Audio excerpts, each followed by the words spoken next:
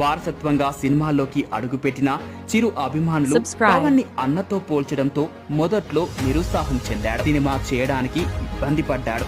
అన్న పేరు చెడగొట్టకూడదని అనుకున్నాడు. అందుకే అప్పటికే ఉన్న మూస ధోరణికి స్వస్తి పలికి కొత్త స్టైల్ ని క్రియేట్ చేశాడు. తన టాలెంట్ ని నమ్ముకొని రిస్క్ కూడా చేశాడు. అన్న ఓనమాలు నేర్పించిన అన్నను మించిన తమ్ముడయ్యాడు. సూపర్ డూపర్ హిట్ లేకపోతే సూపర్ ఫ్లాప్ లు అయినా ప్రజల్లో మాత్రం క్రేజ్ తగ్గలేదు.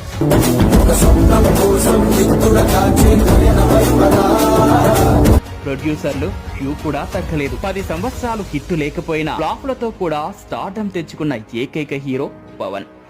ఆడంబరాలకు దూరంగా ఉంటాడు. సామాన్యుడిలా కనిపిస్తాడు. సామాన్యుడితో కలిసిపోయే వ్యక్తి పవన్.